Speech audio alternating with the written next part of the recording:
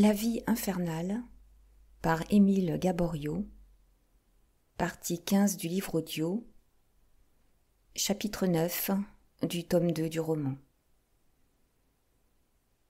La vieille histoire du talon d'Achille sera éternellement vraie. Humble ou puissant, fort ou faible, il n'est personne qui n'ait un défaut à sa cuirasse. Un endroit vulnérable par excellence, une certaine place secrète où les blessures sont plus terribles et plus cuisantes. L'endroit faible de M. Isidore Fortunat, c'était sa caisse. Le frapper là, c'était l'atteindre aux sources mêmes de la vie. C'était le toucher au point où s'était retiré tout ce qu'il avait de sensibilité. C'est dans cette bienheureuse caisse, et non dans sa poitrine, que palpitait véritablement son cœur. Par elle, il jouissait ou souffrait, heureux quand elle se gonflait à la suite de quelque brillante opération bien conduite, désespéré s'il la voyait se vider après quelque mauvaise affaire imprudemment engagée. Cela explique ses tortures, ce dimanche maudit où, congédié brutalement par le spirituel M. Wilkie, il regagnait son logis en compagnie de son employé Victor Chupin. Cela dit aussi ce qu'il y avait de profondément réel dans cette haine qu'il vouait au marquis de Valorcey et au vicomte de Coralt. L'un, le marquis, d'un seul coup de filet, lui raflait 40 000 francs en beaux écus vivants et frétillants. L'autre, le vicomte, venait de lui couper subitement l'herbe sous le pied et lui enlevait la prime magnifique de l'héritage de Chalus, prime qu'il avait considérée comme acquise et déjà en sac. Et non seulement il était volé, dépouillé, escroqué, il employait ces expressions, mais il était joué, dupé, roulé, berné. Et par qui? Par des gens qui ne faisaient pas, comme lui, profession d'être habiles. Lui, l'homme d'affaires impeccable, être victime de vulgaires amateurs? Comme du vitriol versé sur une plaie vive, le fiel de l'amour-propre déchiré exaspérait la blessure saignante de sa cupidité. En pareille occurrence, les menaces d'un tel homme avaient une effrayante portée. L'argent est froid, dit-on, mais il est dur, et c'est pour cela que ses vengeances sont implacables. Et c'est en ce moment, lorsque M. Isidore Fortunat venait de jurer avec d'épouvantables blasphèmes la perte du marquis de Valorcey et du vicomte de Coralt, c'est à cette heure précise que sa gouvernante, l'austère madame Daudelin, lui remit la lettre de mademoiselle Marguerite. Il la lut avec un sentiment d'immense stupeur, par 3 fois, en se frottant les yeux, et tout haut, comme s'il eût eu besoin de se prouver qu'il était bien éveillé. « Mardi, répétait-il, après-demain, chez vous, entre 3 et 4 heures. Il faut que je vous parle. » Si étrange était son attitude, tant de passions diverses et violentes bouleversaient son visage habituellement impassible, que madame Daudelin, brûlant de curiosité, restait plantée devant lui, bouche béante, sans haleine, regardant de tous ses yeux, écoutant à pleines oreilles. Il s'en aperçut, et d'un ton furieux. « Que faites-vous là? C'est se moquer? Vous m'épiez, je crois. Retournez donc voir à votre cuisine, si j'y suis. » Elle s'enfuit, effrayée, et lui-même passa dans son cabinet. La réflexion faisant son œuvre, son cœur bondissait de joie, et il ricanait méchamment à l'espoir d'une revanche prochaine. « Elle a du flair, grommelait-il, cette petite, et aussi de la chance. Elle choisit pour s'adresser à moi le jour où j'ai résolu de la défendre et de réhabiliter son amoureux, cet imbécile d'honnête homme qui s'est laissé déshonorer par les plus vils gredins. Je me proposais de me mettre à sa recherche. Elle vient à moi. J'allais lui écrire, elle m'écrit. Qu'on dise donc après qu'il n'y a pas une providence. » Comme beaucoup de gens, M. Fortunat croyait pieusement à la providence, quand les événements tournaient à son gré. Dans le cas contraire, il la niait. « Si la petite a de l'aplomb, poursuivit-il, et elle me paraît n'en pas manquer, si son amoureux a de la poigne, le Valorcey et le Coralt seront en liquidation fin courant, au plus tard. Et dame, pas de concordat. Et s'il faut dépenser 10 000 francs pour les couler, et que ni mademoiselle Marguerite ni monsieur Ferrailleur ne les aient, eh bien, je les leur avancerai. À 5, sans commission. Je les dépenserai de ma poche, au besoin. Ah, mes fistons, nous avons voulu rire. Doucement, je demande la remise à 8 pour voir qui rira le dernier. » Il s'interrompit. Victor Chupin, qui était resté en arrière pour payer la voiture, venait d'entrer dans le cabinet. « Vous m'avez remis 20 francs, monsieur, » dit-il à son patron. « J'ai donné 4 francs 25 centimes au cocher. Voici le reste. »« Gardez cela pour vous, Victor, » fit monsieur Fortunat. « Quoi ? 15 francs 75 centimes ?» En toute autre circonstance, cette magnificence insolite eût arraché à Chupin une prodigieuse grimace de satisfaction. Ce jour-là, il n'eut pas un sourire. Il glissa distraitement l'argent dans sa poche, et c'est à peine si du ton le plus froid, il balbutia « Merci ». Tout à son idée, le dénicheur d'héritage ne remarqua pas ce détail. « Nous les tenons, Victor, » reprit-il. « Je vous ai dit que Coralt et Valorcet me payeraient leur trahison. L'échéance est proche. Tenez, lisez cette lettre. » Il la lut attentivement d'un air capable, et quand il eut achevé, « Eh bien, demanda M. Fortunat. Mais Chupin n'était pas un garçon à émettre un avis à la légère. « Excusez-moi, monsieur, dit-il, mais pour vous répondre, il faudrait connaître l'affaire. Je n'en sais que ce que vous m'en avez dit. Ce n'est guère, et ce que j'ai deviné, pas grand-chose. Total, rien du tout. » M. Fortunat se recueillit un moment.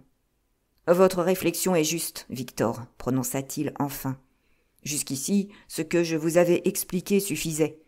Maintenant que j'attends de vous des services plus sérieux, je dois tout vous apprendre, tout ce que je crois savoir, du moins, de cette affaire.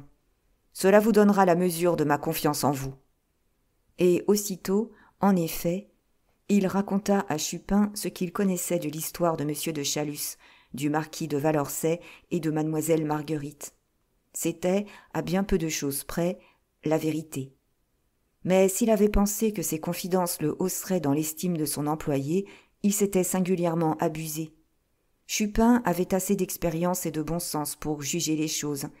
Il discerna fort bien que le beau mouvement d'honnêteté de M. Fortunat venait surtout d'une déception et d'une pique d'amour-propre, et que, s'il n'eût pas été lésé, il eût laissé, sans le moindre soulèvement de conscience, le marquis de Valorcet accomplir en paix son œuvre d'infamie.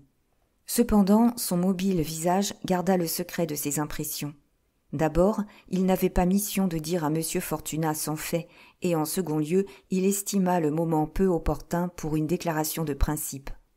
Lors donc que son patron s'arrêta, « Comme cela, s'écria-t-il vivement, il s'agit de pincer les coquins. J'en suis. Et ce n'est pas pour me flatter, monsieur, mais je puis vous être crânement utile. Est-ce des détails sur le passé du vicomte de Coralt qu'il vous faut? Voilà, c'est que je le connais, le brigand, et à fond. Il est marié, je vous l'ai dit. Avant 8 jours, je vous amènerai sa femme. Je ne sais pas où elle est, mais elle tient un bureau de tabac, cela me suffit. Elle vous contera comment il est, vicomte. Lui, vicomte. Oh là là, as-tu fini tes manières? Vicomte, comme moi. Je vous en apprendrai de drôles, allez, je vous le promets. Soit, mais le plus pressé serait de savoir comment il vit en ce moment, et de quoi. Pour sûr, ce n'est pas de son travail. Mais minute, on s'informera. Le temps de rentrer chez moi, me changer et me faire une tête, et je me mets après lui. Et que je sois pendu si, avant mardi, je ne vous reviens pas avec un rapport complet. Un sourire satisfait errait sur les lèvres de M. Fortunat. « Bien, Victor, approuva-t-il. Très bien. Je vois que vous me servirez avec votre zèle et votre intelligence ordinaire. Comptez que vous serez payé comme jamais vous ne l'avez été. Tant que vous vous occuperez de cette affaire, vous aurez 10 francs par jour, et je vous réglerai à part votre nourriture, vos voitures et tous vos frais. » La proposition était superbe, et cependant, loin de paraître ravi, Chupin hocha la tête d'un air grave. « Vous savez si je tiens à la monnaie, monsieur, commença-t-il. « Trop, Victor, mon garçon, trop. »« Pardon ? C'est que j'ai des charges, monsieur. Vous connaissez mon intérieur. » Il disait ce mot superbement. « Vous avez vu ma bonne femme de mère. Tout cela coûte. » Bref, vous trouvez que je ne vous offre pas assez ? Au contraire, monsieur. Mais vous ne me laissez pas finir. J'aime l'argent, n'est-ce pas ? Eh bien, pour cette affaire, je ne veux pas être payé. Je ne veux ni appointement, ni frais, ni un centime, ni rien. Je vous servirai, mais pour moi, pour mon plaisir, gratis. À l'œil. Monsieur Fortunat ne put retenir une exclamation de surprise. Littéralement, les bras lui tombaient. Chupin, qui avait au gain l'âpreté d'un vieil usurier, Chupin, l'avidité même, refuser de l'argent, cela ne s'était jamais vu et ne se reverrait plus. Lui, cependant, s'animait peu à peu, des rougeurs fugitives montèrent à ses joues plombées, et d'une voix rauque, il poursuivait. « C'est mon idée, comme cela. J'ai 800 balles sous un carreau de ma chambre, en or. Un an de sueur. Je les mangerai s'il faut jusqu'au dernier centime. Et quand je verrai le Coralt tomber plus bas que la boue, je dirai « Voilà qui est bien !» Et je jouirai pour plus de 100 000 francs. Si vous aviez un embêtement qui vous revint la nuit, quand vous ne dormez pas, vous donneriez bien quelque chose, pas vrai, monsieur, pour vous en débarrasser ? Eh bien, c'est mon cauchemar, ce brigand-là. Il faut voir à en finir. Monsieur de Coralt, qui avait beaucoup d'expérience, eût été certainement effrayé s'il eût vu ce singulier ennemi qu'il ne connaissait pas. Ses yeux, d'un bleu pâle et indécis habituellement, avaient en ce moment l'éclat de l'acier, et ses poings se crispaient dans le vide. « C'est lui, continua-t-il d'un air sombre, qui est cause de tout. Je vous l'ai compté, monsieur. J'ai fait un mauvais coup dans le temps. Sans un miracle du bon Dieu, je tuais un homme, le roi des hommes. Eh bien, si monsieur André s'était cassé les reins en tombant de son 5e, mon Coralt serait aujourd'hui le duc de Chandos à la place du vrai. Et on le laisserait se la couler douce, rouler carrosse et épater le monde. Ah, ce ne serait pas à faire. Des gars comme ça, il n'y en a que trop, qui font du tort à la salubrité publique. Minute, Coralt, mon vieux, je suis à toi, je te vais servir. D'abord, je lui dois ça, et je paye mes dettes, moi. Quand monsieur André m'a tiré du pétrin, et vrai comme il fait jour, je méritais d'avoir le cou coupé. Il ne m'a pas fait de conditions. Il m'a seulement dit, si tu n'es pas pourri jusqu'aux moelles, tu seras honnête désormais. Et il fallait le voir, disant cela, tout démoli encore de sa chute, l'épaule entortillée et pâle comme une guenille. Crénom, je me sentais petit devant lui, comme un ver de terre. Alors je me suis juré que je lui ferais honneur. Et quand il me vient de mauvaises idées, car il m'en vient, ou quand la soif me galope, je me dis « De quoi ? Attends un peu, je vais te payer une chopine, moi. Et monsieur André, donc. Et ça me coupe la soif comme avec la main. J'ai son portrait à la maison, et tous les soirs, avant de me mettre dans les toiles, je lui raconte ma journée. Et vrai, il y a des fois où je crois qu'il me rit. C'est bête comme tout, peut-être bien. Mais je ne suis pas honteux. Monsieur André et ma pauvre bonne femme de mère, voilà mes 2 béquilles. Et je ne crains plus les faux pas. Schebel, le philosophe allemand, qui a écrit une théorie de la volonté en 4 tomes, était moins fort que Chupin. « C'est pour dire, monsieur, reprit-il, que vous pouvez garder votre argent. Je suis honnête, moi, et les honnêtes gens doivent se prêter la main gratis, comme les compagnons d'un même devoir. Il ne s'agirait pas de Coralt que cela m'irait encore de trimer pour ce pauvre matin qu'on voudrait faire passer pour un filou. Comment l'appelez-vous déjà ? Ferrailleur ? Drôle de nom. Mais c'est égal, on le tirera d'affaire et il épousera sa particulière. D'abord, moi, je suis de la noce. Je passe chez mon tailleur, la main aux dames et en place pour le quadrille. Et il ricanait d'un rire inquiétant qui découvrait ses dents aiguës à trancher du fer. Mais l'énergie des plus terribles rancunes vibrait sous son âpre ironie, et M. Fortunat ne conçut aucune appréhension. Il était sûr que ce volontaire de la haine le seconderait mieux à l'œil, comme il disait, que l'auxiliaire le plus chèrement payé. « Voilà donc qui est convenu, dit-il. Je puis compter sur vous, Victor. »« Comme sur vous-même, monsieur, à l'heure ou à la course. »« Et vous espérez avoir des renseignements positifs mardi ? » ?»« Avant, si le guignon ne s'en mêle pas. »« Très bien. Je vais de mon côté me préoccuper de monsieur Pascal Ferrailleur. Quant aux petites affaires de Valorcet, je les sais mieux que lui-même. Il faut que nous soyons prêts à entrer en campagne quand mademoiselle Marguerite viendra, et selon ce qu'elle nous apprendra, nous agirons. » Chupin avait déjà pris son chapeau, mais au moment de sortir, « Bêta !» s'écria-t-il, « j'oubliais le principal. Où demeure le Coralt ? Malheureusement, je l'ignore. » Selon sa coutume, dans les circonstances épineuses, Chupin se mit à gratter furieusement ses cheveux jaunes. « Mauvaise affaire, grommelait-il. Des vicomtes comme celui-là ne se font pas afficher sur le bottin. Enfin, je le trouverai toujours. » Ce qui n'empêche pas qu'il se retira très contrarié. « Pas de chance au bâtonnet, pensait-il, tout en gagnant d'un bon pas son domicile. Je vais perdre ma soirée à chercher l'adresse de mon brigand. À qui le demander ? Au concierge de madame d'Argelès ? La connaît-il ? Au domestique de monsieur Wilkie ? Ce serait dangereux. Il songeait à aller rôder autour de l'hôtel de monsieur de Valorcet et à offrir quelque chose adroitement à l'un des valets, quand, en traversant le boulevard, la vue du restaurant Bréban fit jaillir dans sa cervelle l'idée qu'il cherchait en vain. « À moi la pause, gronda-t-il, mon homme est pincé. » Et aussitôt, sûr de son projet, il entra dans le café le plus voisin. « Un boc, garçon, » commanda-t-il, « et tout ce qu'il faut pour écrire. » C'était un souvenir de certaine industrie inavouable qu'il avait jadis exercée, qui venait de fournir à Victor Chupin un moyen de sortir d'embarras. En toute autre occasion, il eût hésité à employer un expédient aussi hasardé, mais le caractère de ses adversaires justifiait tout. Le temps pressait, et il n'avait pas le choix des ressources. Dès que le garçon lui servit, il avala son verre de bière pour aider l'inspiration. Et, prenant la plume, il écrivit de sa plus belle écriture qui n'était pas belle « Mon cher vicomte, voici les 100 francs que j'ai perdus hier soir au piquet. À quand ma revanche ?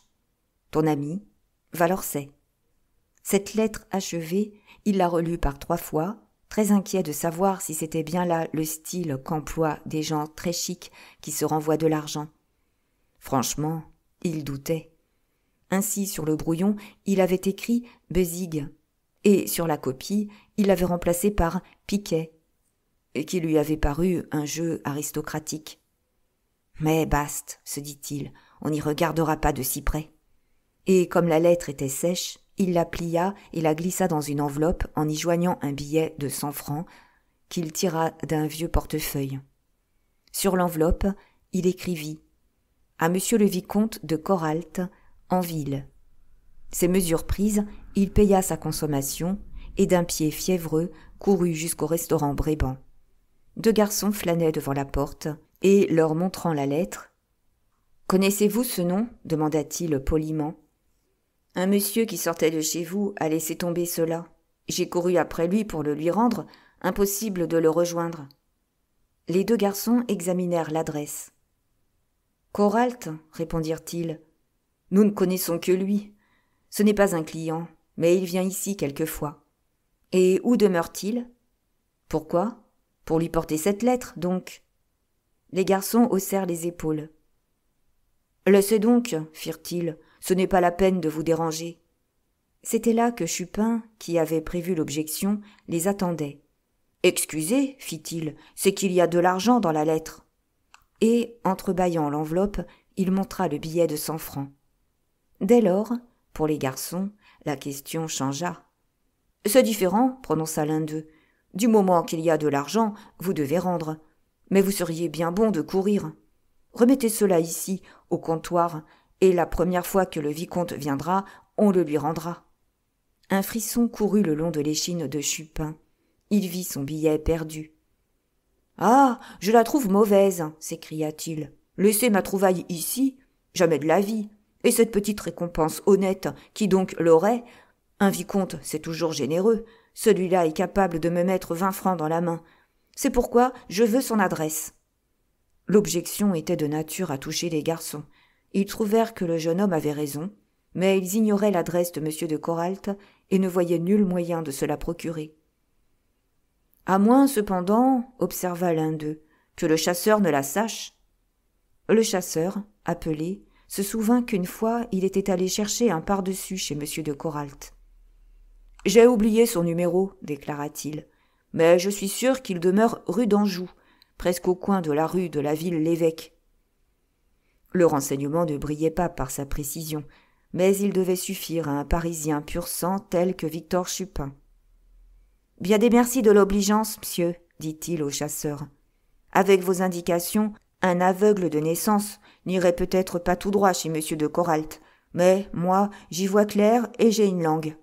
Et vous savez, s'il y a une récompense, comptez sur moi, je repasserai payer une tournée. »« Et si vous ne dénichez pas votre individu, ajoutèrent les garçons, rapportez le billet de banque ici, on le lui rendra. »« Naturellement, » répondit Chupin, qui prononçait « turellement ». « Jusqu'au plaisir, monsieur. » Et il s'éloigna à grandes enjambées. « Revenir, grommelait-il, plus souvent. Tas de farceurs. J'ai vu le moment où il posait la main sur mon image de changeur. » Mais la frayeur qu'il avait eue s'était dissipée, et tout en prenant au plus court pour gagner le faubourg Saint-Denis, il s'applaudissait du succès de son stratagème. « Car voilà mon vicomte pincé, pensait-il. La rue d'Anjou-Saint-Honoré n'a pas 100 numéros, et quand je devrais aller de porte en porte, ce serait vite fait. » Il trouva sa mère en train de tricoter, comme toujours, quand il rentra. C'était le seul travail que sa cécité, presque complète, lui permit, et elle s'y employait avec acharnement. « Ah, te voilà, Toto !» fit-elle joyeusement. « Je ne t'espérais pas si tôt. Comme tu dois être très fatigué, ayant passé la nuit, je t'ai mis le pot-au-feu. » Comme toutes les fois lorsqu'il rentrait, Chupin embrassa la digne femme avec cette tendresse respectueuse qui avait si fort surpris M. Fortunat. « Tu es toujours trop bonne, » fit-il, « et moi, malheureusement, je ne puis rester dîner avec toi. » « Tu me l'avais promis, cependant. »« C'est vrai, maman, mais les affaires, vois-tu. Les affaires. » La brave femme hocha la tête. « Toujours des affaires, fit-elle. »« Dame, quand on n'a pas 10 000 francs de rente. »« Oui, tu es devenu travailleur, Toto, et cela me rend bien heureuse, mais tu es trop ardent après l'argent, et cela me fait peur. » « C'est-à-dire que tu crains que je fasse quelque chose qui ne soit pas honnête. »« Eh bien, et toi donc, man, et monsieur André, crois-tu que je vous oublie ?» La brave femme se taisant, il passa dans la soupente, qu'il appelait pompeusement sa chambre, et rapidement il échangea son costume, le plus neuf et le plus beau qu'il eût, contre un vieux pantalon à carreaux, une blouse de laine noire et une casquette de toile cirée. Et quand il eut achevé et donné à ses cheveux un certain tour, véritablement, il fut méconnaissable. Au lieu et place de l'employé de M. Fortunat, apparaissait un de ces louches garnements qui font leur journée de 6 heures du soir à minuit, autour des cafés et des théâtres, et qui, tant que le jour dure, battent des cartes grasses dans les bouges des barrières. C'était l'ancien Chupin qui ressuscitait. Toto Chupin, tel qu'on l'avait connu avant sa conversion. Et lui-même, se donnant un dernier coup d'œil dans le petit miroir suspendu au-dessus de sa table, fut étonné de sa physionomie. « Cristi, murmura-t-il, je marquais mal dans ce temps-là. » Il avait pris toutes sortes de précautions pour ne faire aucun bruit en s'habillant, mais en vain. Sa mère, avec cette prodigieuse acuité d'ouïe des aveugles, avait suivi tous ses mouvements aussi sûrement que si elle eût été près de lui, y voyant. « Tu viens de te changer, Toto ?» demanda-t-elle. « Oui, maman. » Pourquoi as-tu mis ta blouse, mon fils ?» Si accoutumé qu'il fût à l'étrange perspicacité de sa mère, il fut stupéfait. Mais il ne songea pas à nier. Elle n'eût eu qu'à étendre la main pour s'assurer qu'il mentait. « C'est pour une course que j'ai à faire, » répondit-il. Le visage si doux de l'aveugle était devenu sévère. « Tu as donc besoin de te déguiser, » prononça-t-elle. « Mais, ment. Tais-toi, mon fils. Quand on veut n'être pas reconnu, c'est qu'on va faire quelque chose de mal.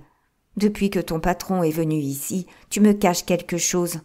Ne sais-tu donc pas que je ressens tout ce qui se passe en toi? Prends garde, Toto. Depuis que j'ai entendu la voix de cet homme, je suis sûre qu'il est capable de te pousser à quelque crime, comme les autres, autrefois. » L'aveugle prêchait un converti.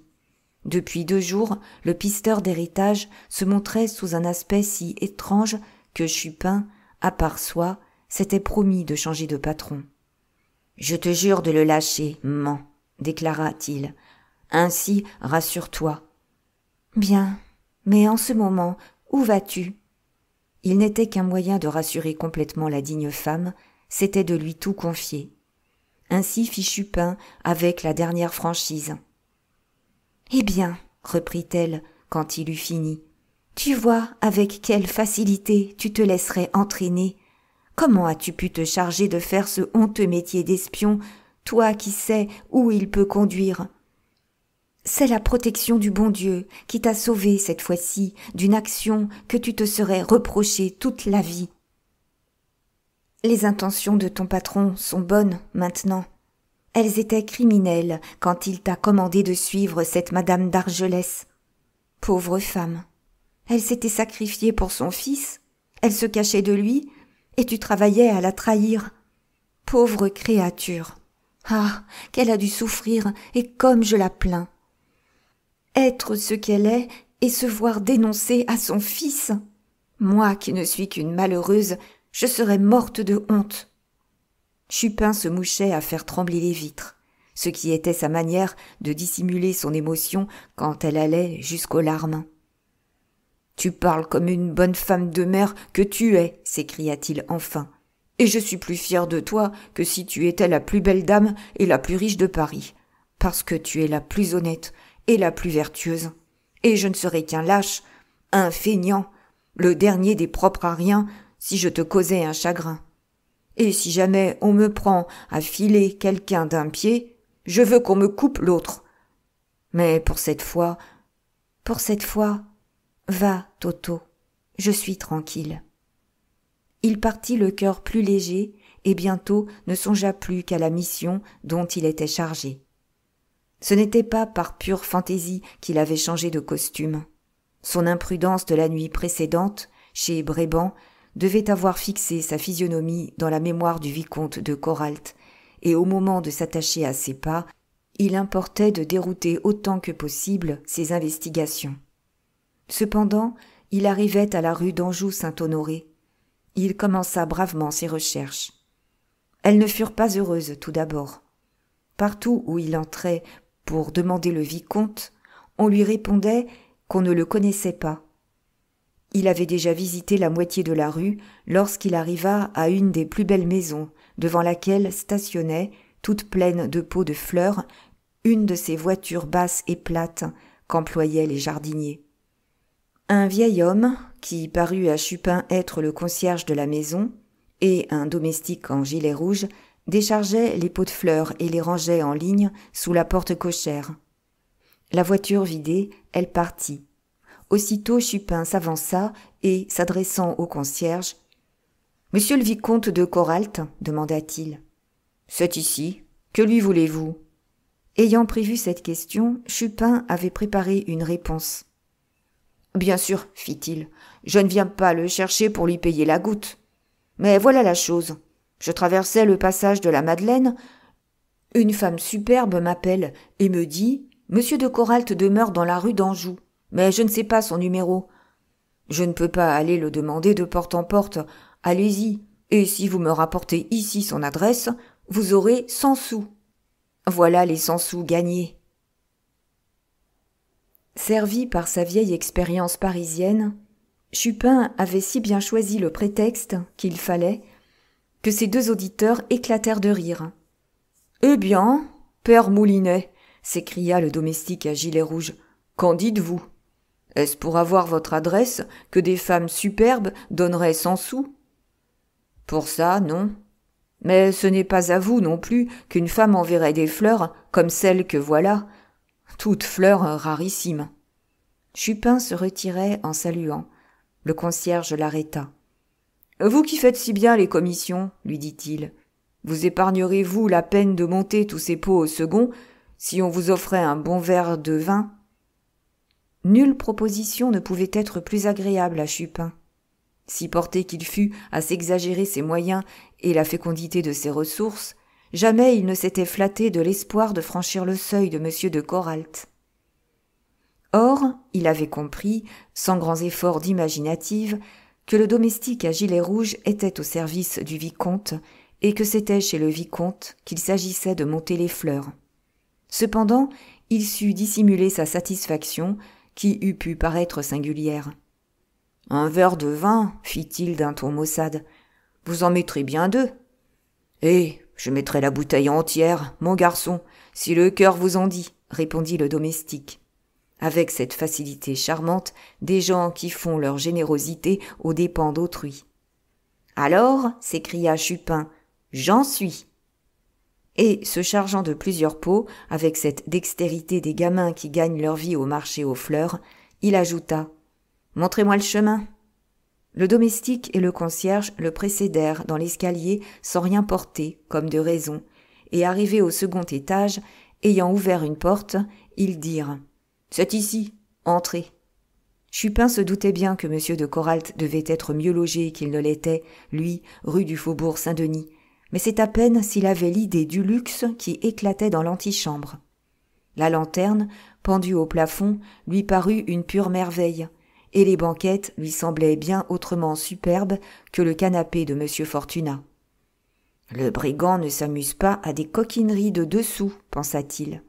Monsieur travaille dans le grand genre.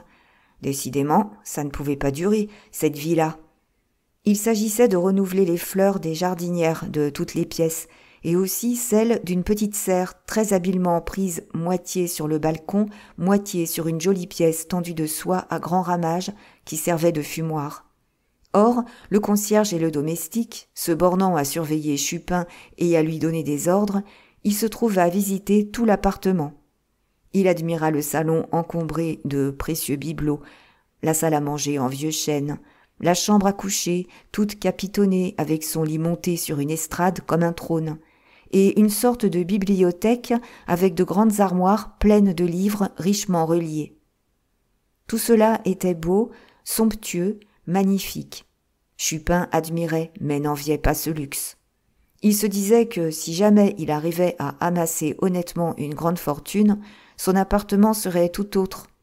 Il eût souhaité plus de simplicité, quelque chose de plus mâle, moins de velours et de satin, de tapis, de tentures, de glace, de capitons.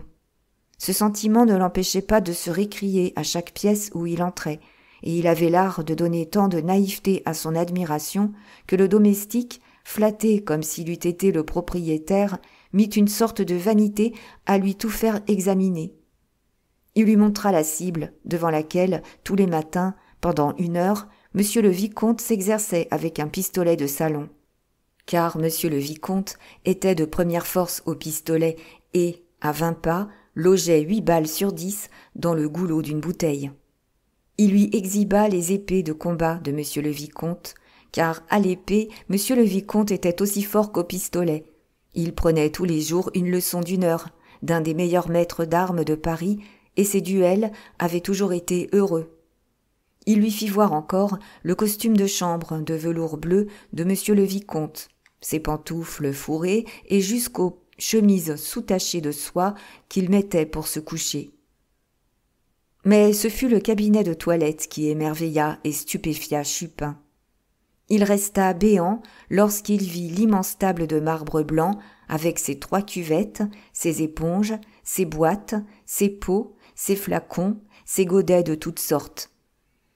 Quand il compta les brosses par douzaines, molles ou dures, pour la tête, la barbe, les mains, pour les frictions et pour oindre de cosmétiques la moustache et les sourcils.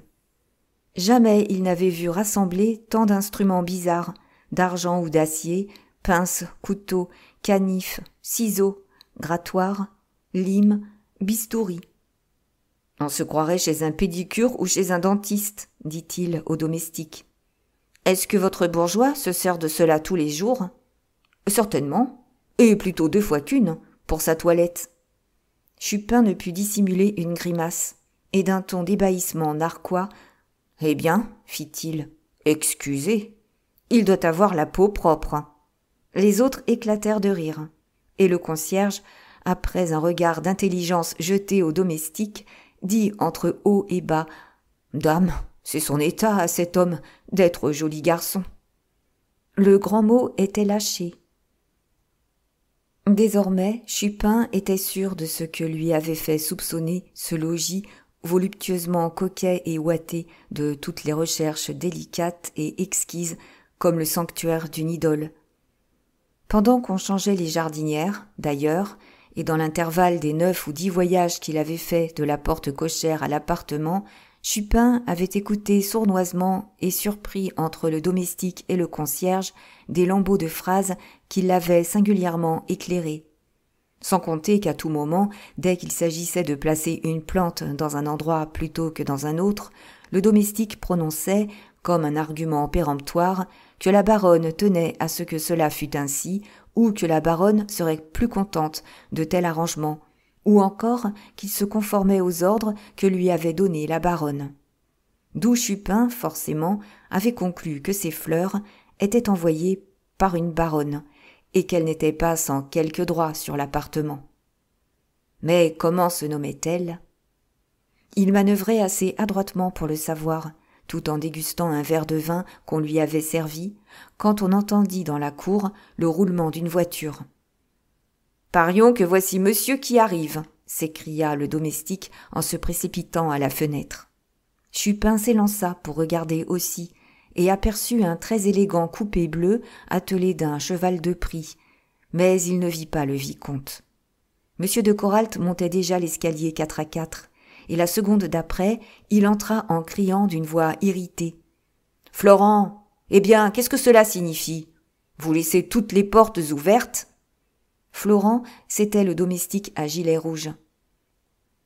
Il haussa légèrement les épaules, en serviteur trop avant dans les secrets de son maître pour avoir rien à en craindre, et du ton le plus calme. « Si la porte est ouverte, répondit-il, c'est que madame la baronne vient d'envoyer des fleurs. Un dimanche. Drôle d'idée. Et même, ajouta-t-il en montrant Chupin, j'offre un verre de vin à ce brave garçon et au père Moulinet, qui m'ont aidé. » Chupin, tant qu'il pouvait, se dissimulait et se faisait petit, tremblant d'être reconnu. Monsieur de Coralt ne fit seulement pas attention à lui. Sa charmante physionomie, toujours si souriante, était bouleversée, et la symétrie de ses beaux cheveux blonds était dérangée. Évidemment, quelque désagrément lui survenait. « Je vais ressortir, dit-il à son domestique, mais avant j'ai 2 lettres à écrire que vous porterez immédiatement. » Il passa dans le salon, sur ces mots, et Florent n'attendit pas que la porte fût refermée pour lâcher un maître juron. « Que le diable t'emporte !» s'écria-t-il. « Chien de métier !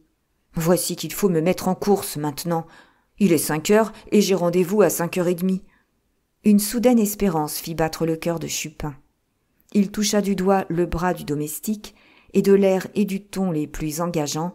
« Je n'ai rien à faire, moi, monsieur, » dit-il, « et votre vin est si bon que si vous vouliez seulement me payer l'usure de mes souliers, je me chargerais de vos commissions. » La tournure de Chupin n'était pas de nature à inspirer grande confiance. De là vient probablement que le domestique répondit. « Ce n'est pas de refus, mais, vous comprenez, cela dépendra. » Le vicomte n'en avait pas long à écrire. Il ne tarda pas à reparaître, tenant à la main 2 lettres qu'il jeta sur la table en disant « L'une de ces lettres est pour madame la baronne. Vous ne la remettrez qu'à elle-même ou à sa femme de chambre. Il n'y a pas de réponse. Vous porterez ensuite l'autre à son adresse, et vous attendrez qu'on vous donne un mot que vous mettrez sur mon bureau. Et hâtez-vous. » Ayant dit, M. le vicomte de Coralt sortit comme il était entré, tout courant, et bientôt retentit le roulement de son coupé. Florent, le domestique à gilet rouge, était cramoisi de colère. « Là, fit-il, s'adressant plus à Chupin qu'au concierge. Que vous disais-je ? Une lettre à remettre à la baronne en main propre ou à la femme de chambre, et en cachette, comme de juste, sans que le baron, qui est le jobard de la chose, s'en doute. Il n'y a que moi pour faire cette commission-là. » « Celle-là, bon, » objecta Chupin. Mais l'autre. Le domestique n'avait pas encore examiné la seconde lettre. Il la prit sur la table et tout en examinant l'adresse. « Celle-ci, mon garçon, répondit-il, on peut vous la confier. Et c'est fort heureux, vraiment, car elle n'est pas pour la maison d'à côté. Les maîtres, ma parole, sont prodigieux. Vous arrangez vos petites affaires pour vous donner un peu de bon temps, et au moment où vous vous croyez libre, paf! Il vous envoie aux 500 diables, sans vous demander seulement si cela vous convient. Sans votre bonne volonté, je ratais un dîner avec des femmes charmantes. Mais surtout, ne flânez pas en route. Je me fends de l'impériale de l'omnibus. Et vous avez entendu, il y a une réponse. Vous la remettrez à M. Moulinet, qui, en échange, vous donnera 15 sous pour la course et 6 sous pour l'omnibus. Total, 1 franc 0,5. Autrement dit, en chiffres ronds, une belle pièce de 20 sous. Après cela, vous savez, si vous pouvez extirper un pourboire aux gens chez qui vous allez, je vous le donne. »« Compris, monsieur. Le temps de rendre une réponse à la femme superbe qui m'attend au passage de la Madeleine, et je file. Passez-moi le poulet. »« Voilà, » dit le domestique au gilet rouge en tendant la lettre.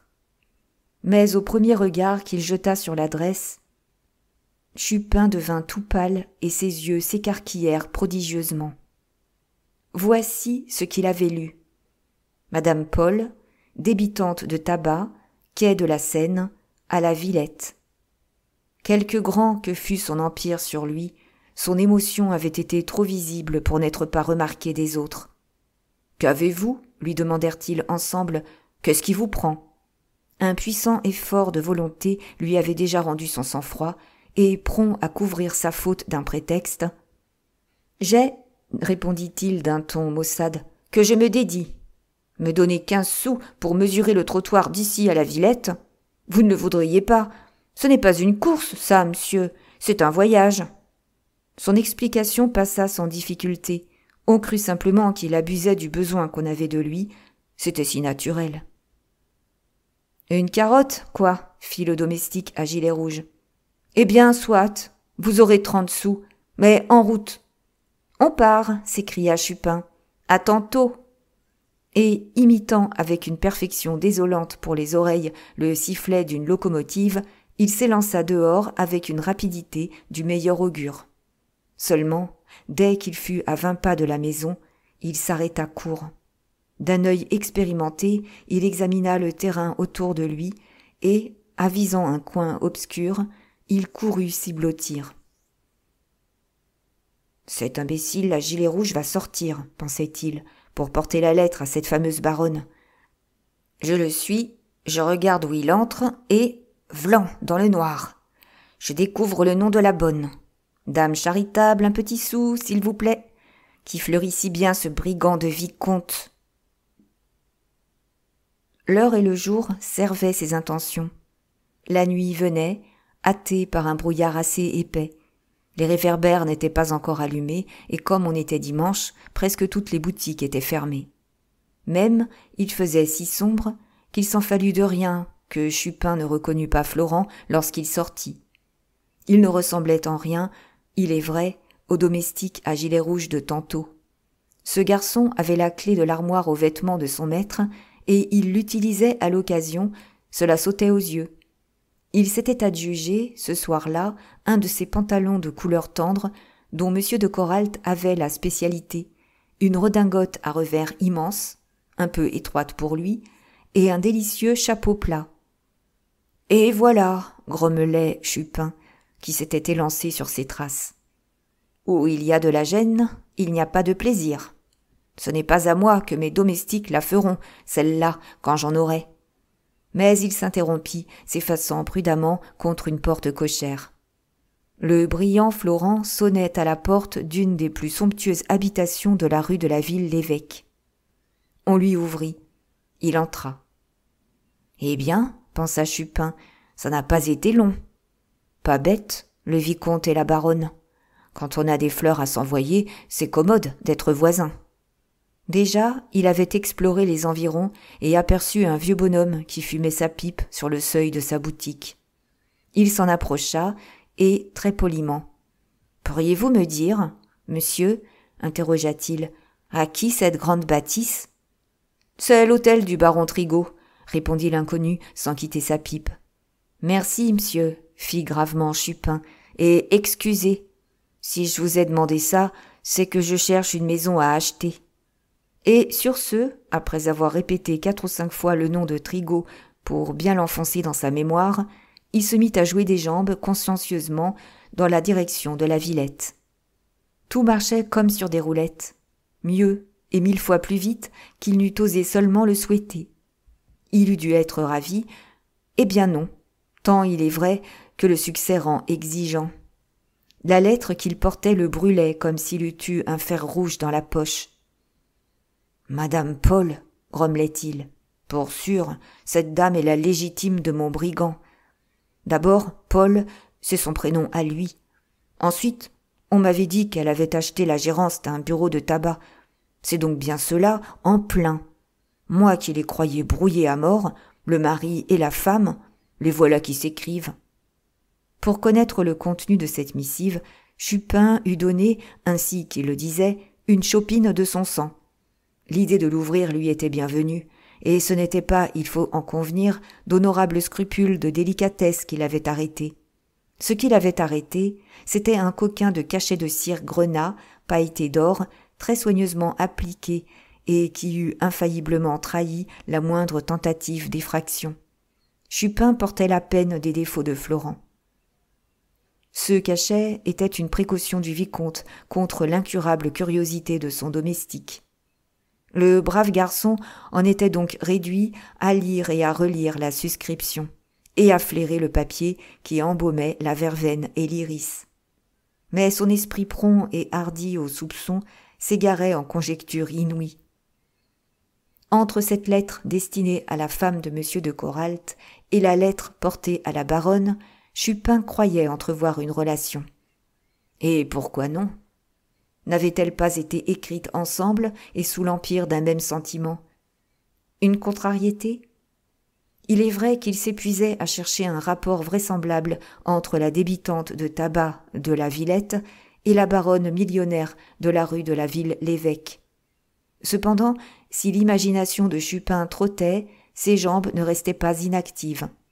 Il remonta l'interminable rue Lafayette, déboucha au haut du faubourg Saint-Martin, traversa le boulevard extérieur et enfin reprit haleine à la rue de Flandre. « M'y voici !» murmura-t-il, « et un peu plus vite qu'un omnibus. » Le quai de la Seine, où il se rendait, est une large voie qui se prolonge entre la rue de Flandre et le canal de l'Ourcq.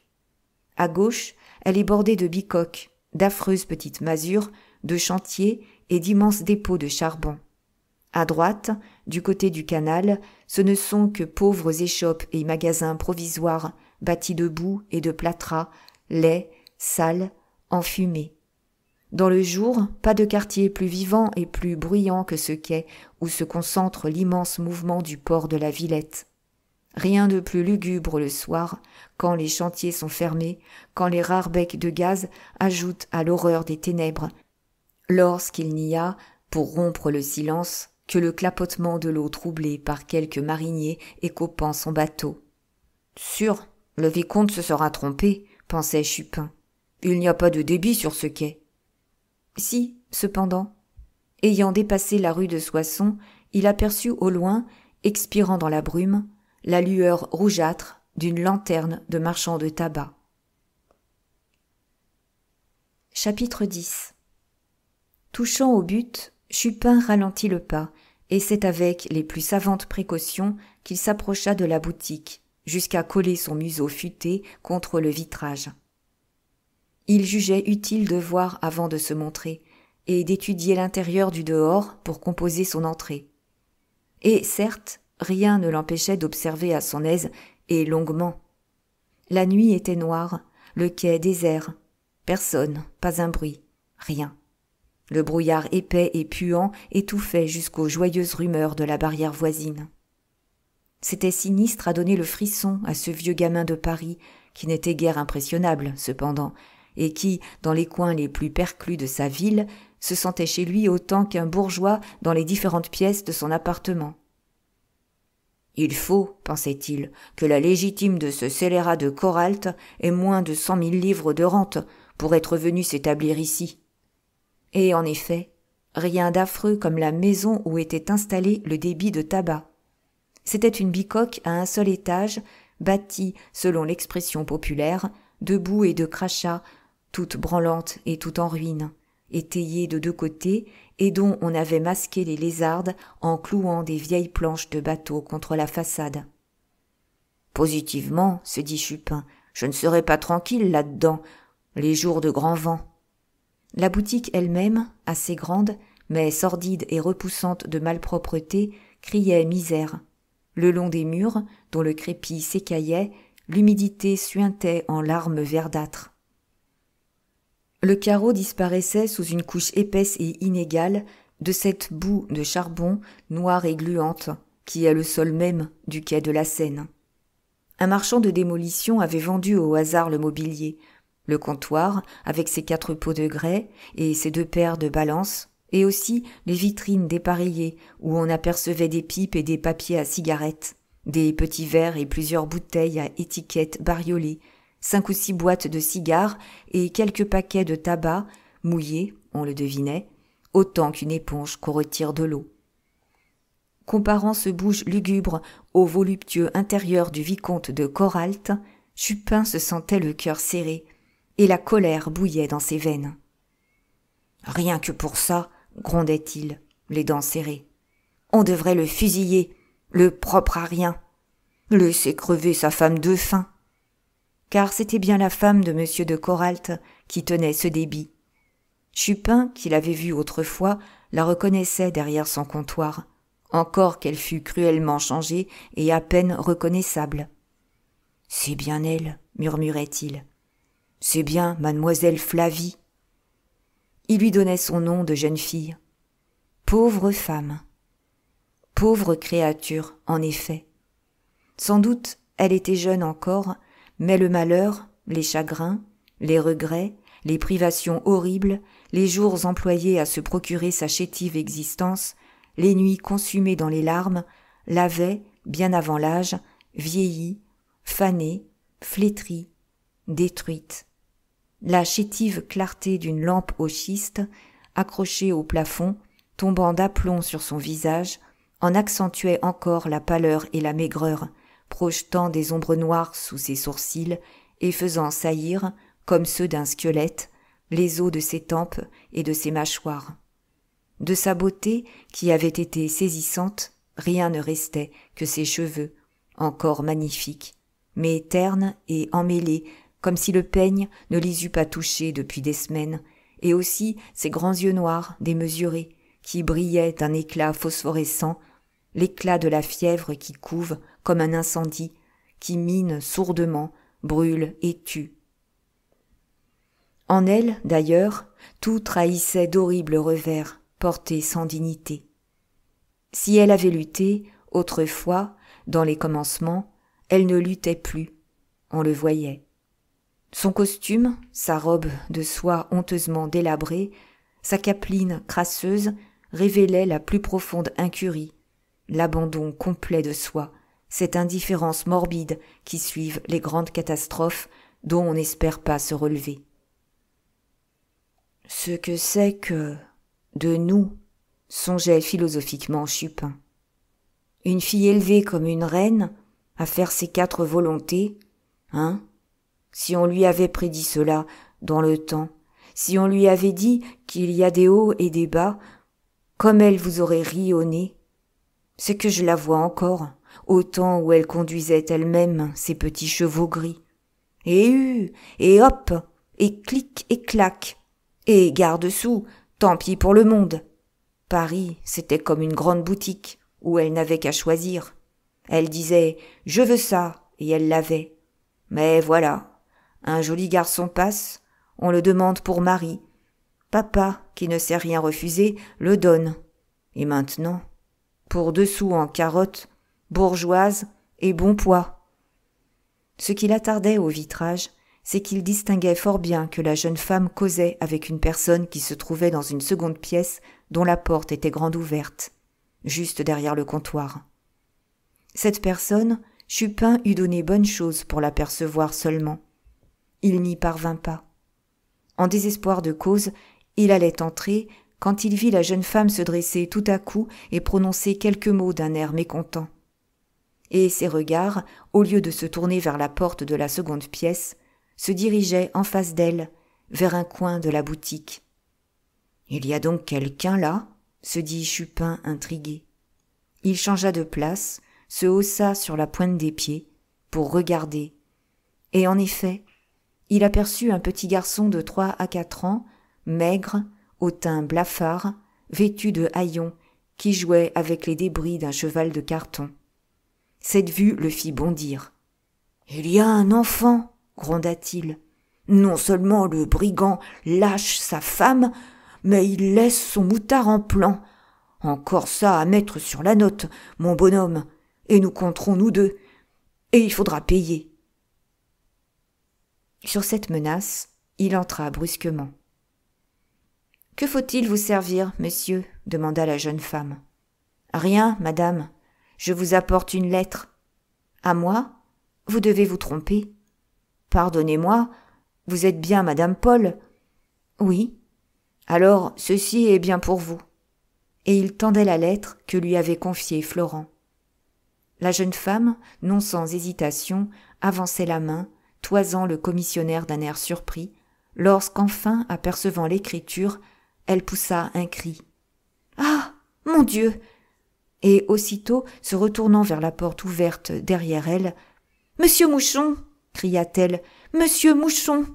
Et c'est de lui, et c'est de mon mari, et c'est de Paul. Venez, venez !» Un homme d'une 50aine d'années, ventru, au crâne chauve et déprimé, à l'air à la fois bête, égrillard et sournois, se montra timidement, sa casquette à la main. « Eh bien, cher enfant, fit-il d'une voix flûtée. Que vous disais-je ?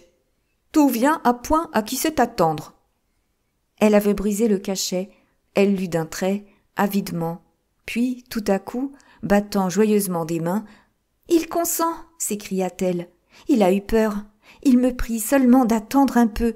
Tenez, lisez. » Mais M. Mouchon ne pouvait pas lire sans ses lunettes, et il perdit bien 2 minutes à explorer ses poches avant de les trouver.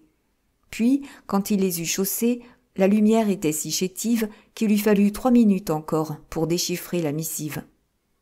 Pendant ce temps, Chupin le détaillait et l'évaluait. « Qu'est-ce que ce vieux papa ?» pensait-il. « Un rentier, cela se voit à son linge. À moitié cossu. Ses lunettes ne sont pas en or. Marié, il a une alliance au doigt. Qui a une fille, les coins de sa cravate sont brodés. Qui demeure dans les environs, puisque bien mis comme il a une casquette. Mais que faisait-il, dans la pièce à côté, sans chandelle ? » Monsieur Mouchon avait achevé.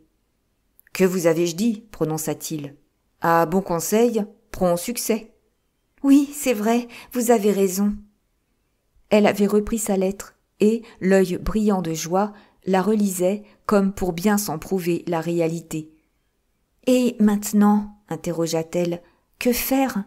Attendre, n'est-ce pas ? » Le vieux monsieur eut un soubresaut. « Jamais, déclara-t-il, jamais, il faut battre le fer pendant qu'il est chaud. »« Cependant, il me promet. »« Promettre et tenir sont 2, et un bon tien vaut mieux que 2 tu l'auras. » C'est qu'il demande une réponse. « Répondez-lui que qui paye ses dettes s'enrichit. Payez et vous serez considéré. » Mais il s'arrêta court, montrant à la jeune femme le commissionnaire dont les yeux brillaient de la plus ardente curiosité. Elle comprit. Vivement, elle emplit de liqueur un petit verre qu'elle plaça devant Chupin et lui offrit un cigare en disant « Asseyez-vous, voici de quoi prendre patience en nous attendant. » Et elle suivit le vieux monsieur dans la seconde pièce dont elle ferma la porte. « Ça va bien, » pensait Chupin, qui ne se sentait pas de joie. « Ça se corse, on va commencer à rire. » N'eût-il pas eu la précoce pénétration qu'il devait à sa vie accidentée, la jeune femme, en 10 mots, et le vieux monsieur, en 6 proverbes, en avaient dit assez pour le mettre au courant de la situation. Il connaissait maintenant, croyait-il, le contenu de la lettre qu'il venait d'apporter, aussi parfaitement que s'il l'eût lu. Il s'expliquait l'air furieux de M. de Coralt et l'ordre qu'il avait donné de se hâter. Enfin, il voyait distinctement et comprenait la relation qu'il avait tout d'abord vaguement soupçonnée entre la lettre à la baronne Trigault et la lettre à l'épouse légitime, et que l'une était la conséquence de l'autre. Et toutes les circonstances de cette affaire s'enchaînaient, estimait-il, logiquement et comme fatalement. Abandonnée par son mari, Madame Paul avait fini par se lasser de la misère et des privations. Elle s'était mise un beau matin à la recherche de ce lâche, l'avait retrouvé et lui avait écrit. « Je consens à ne pas embarrasser ta vie, mais à la condition que tu nous donneras le nécessaire, à moi qui suis ta femme, à mon enfant qui est le tien. Je veux tant, pour telle époque. Si tu me refuses, j'apparais et je te perds. Le scandale ne me servira pas de grand-chose, c'est vrai, mais du moins je n'aurai plus à endurer ce supplice de te savoir entouré de toutes les recherches du luxe pendant que je meurs de faim. » Oui, évidemment, elle lui avait écrit cela. Ce n'était pas le texte, sans doute, c'était à coup sûr le sens. Et au reçu de sa lettre, Coralt, ainsi qu'elle venait de le dire, avait été terrifié. Il n'avait que trop senti que du jour où sa femme se montrerait et écrirait sur les toits son vrai nom et son passé, s'en serait fait de lui. Mais il n'avait pas d'argent. Les honnêtes jeunes messieurs, comme le vicomte de Coralt, n'ont pas de réserve ni d'économie. C'est une des fatalités de leur industrie d'être condamnés à une dépense constante. Alors, en cette périlleuse extrémité, le couteau sur la gorge, pour ainsi dire, le brillant vicomte avait répondu à sa femme de prendre patience, et écrit à la baronne pour la prier ou pour lui commander, selon les termes où ils en étaient, de lui prêter la somme qu'on exigeait de lui. Une particularité cependant intriguait Chupin. Il se rappelait avoir ouï dire, autrefois, que mademoiselle Flavie était la fierté même, et qu'elle adorait son mari jusqu'à la folie. Ce grand amour s'était donc évanoui. La misère l'avait donc à ce point détrempée et brisée qu'elle se résignait à descendre aux plus honteuses concessions. Si elle connaissait l'existence de son mari, comment ne préférait-elle pas la faim, l'hôpital, la fosse commune, à un secours de lui ? Qu'en un moment de rage, elle fût allée droit à lui, qu'elle l'eût souffleté de toutes les infamies de son passé, en présence de ses brillants amis, qu'elle l'eût perdu, ruiné, précipité dans la boue, qu'elle se fût vengée enfin, Chupin eût admis cela. Il ne pouvait comprendre qu'une femme si jeune descendît jusqu'à tirer parti de l'ignominie de l'homme qu'elle avait aimé, jusqu'à pratiquer le chantage le plus déshonorant. « Le plan n'est pas d'elle, » se dit Chupin, après avoir réfléchi. « C'est l'autre, le vieux déplumé qui aura machiné la chose. » De cette façon, tout lui parut clair et comme prouvé, et il eut parié son coup à couper, un enjeu sérieux, que rien ne lui échappait. Un moyen, du reste, s'offrait à lui de vérifier ses conjectures. La jeune femme, en se retirant dans la pièce voisine, n'avait pas emmené son petit garçon. Il était toujours là, assis sur le pavé boueux de la boutique, jouant avec son cheval de carton, sans bruit, comme les enfants habitués à être rudoyés. Chupin l'appela. « Viens, mon petit, viens !» Il se leva et timidement s'approcha, regardant cet étranger avec de gros yeux remplis de défiance et d'étonnement. La repoussante malpropreté de ce pauvre petit était, contre la mère, une terrible accusation. Ne l'aimait-elle donc pas ? L'incurie du malheur a des bornes. Depuis combien de temps ne lui avait-on lavé ni le visage ni les mains? Ses vêtements tout souillés de taches tombaient en loques. Il était gentil, cependant, et, malgré son air farouche, paraissait intelligent. Il était blond et ressemblait à M. de Coralt d'une façon frappante.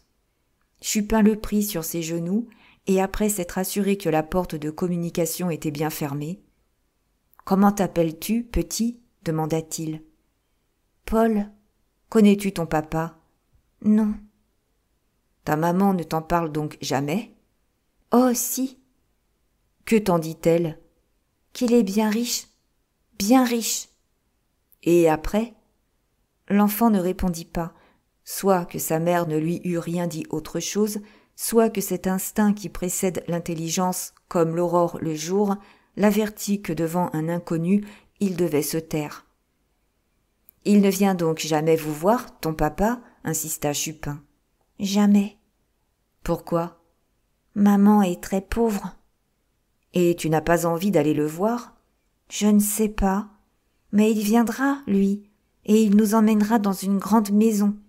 Il faudra bien qu'il vienne, maman l'a dit, et il lui donnera beaucoup d'argent et de belles robes. Moi j'aurai des jouets tout pleins. » Fixé de ce côté, Chupin continua. « Et ce vieux monsieur qui est avec ta maman, de l'autre côté, tu le connais ?»« Oh oui, c'est Mouchon. »« Qui ça, Mouchon ?»« C'est ce monsieur qui a ce beau jardin, vous savez bien, au coin de la rue Riquet, où il y a des raisins si bons. J'irai avec lui en manger. »« Vient-il vous voir souvent ?»« Tous les soirs. Tiens, il a toujours des bonnes choses à manger dans sa poche pour maman et pour moi. » Pourquoi donc se met-il dans la chambre à côté, sans lumière ? Ah, il dit comme cela qu'il ne faut pas que les pratiques le voient. Poursuivre cet interrogatoire, faire de cet enfant l'innocent dénonciateur de sa mère, eût été un acte abominable. Chupin sentit qu'il avait déjà abusé. Il embrassa donc le petit garçon à la place la moins barbouillée de son visage et le posa à terre en lui disant « Va jouer !» Avec une précision cruelle, le pauvre petit avait révélé le caractère de sa mère. Que savait-il, par elle, de son père ? Qu'il était riche et que, s'il revenait, il apporterait beaucoup d'argent et de belles robes. Toute la jeune femme était là. Chupin pouvait s'enorgueillir de sa perspicacité. Toutes ses suppositions se trouvaient confirmées. Il n'était pas jusqu'au sieur Mouchon qu'il n'eût pénétré d'un coup d'œil.